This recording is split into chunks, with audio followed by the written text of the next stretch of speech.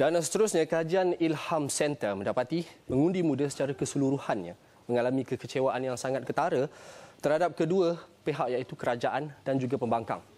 Dan di talian kita ini adalah penganalisis politik Profesor Ahmad Martada Muhammad yang akan mengulas berkenaan perkara ini. Assalamualaikum, Prof.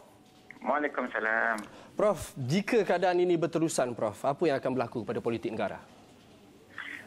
Saya melihat bahawa sebenarnya kita dapati bahawa golongan muda pada hari ini tidak begitu berpuas hati dengan keadaan politik semasa.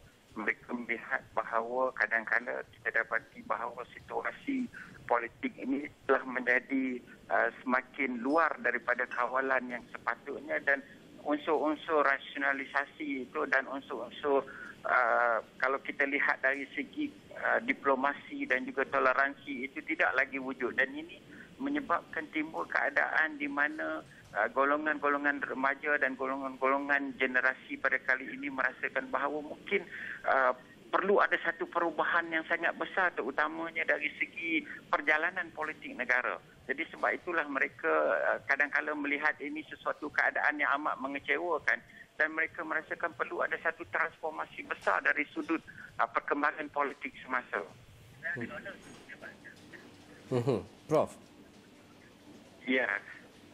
Prof, kalau kita nak lihatkan juga, kalau inilah yang berlaku berterusan sehingga kepada PRU ke-14 nanti, apa sebenarnya yang perlu dilakukan oleh parti-parti politik ini? Tak kiralah sama ada pembangkang ataupun kerajaan.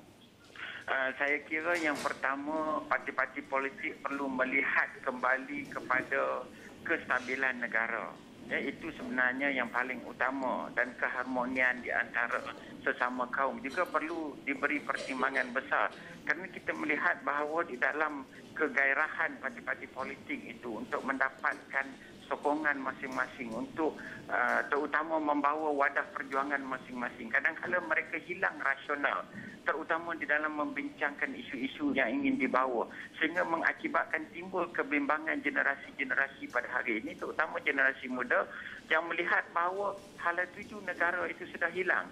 Jadi inilah pentingnya parti-parti politik itu untuk melihat kembali di manakah sebenarnya hala tuju mereka dan di mana mereka ingin membawa generasi pada hari ini ke hadapan. Jadi itu perlu dipertimbangkan dengan lebih jelas oleh parti-parti politik supaya apa juga wadah perjuangan yang ingin mereka bawa.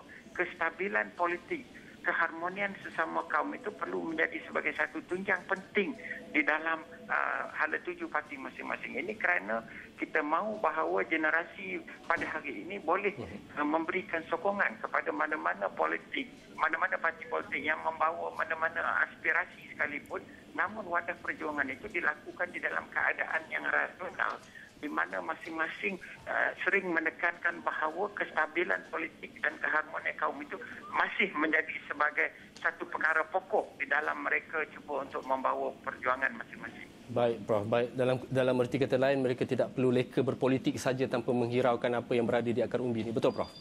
Ya, itu sangat betul. Saya baik. Sangat. Terima kasih, Prof. Dan bersama bersama Surawani pada hari ini. Ya, terima kasih. Sama. Profesor Ahmad Martada Muhammad tadi dengan ulasan berkenaan dengan pengundi muda yang kecewa.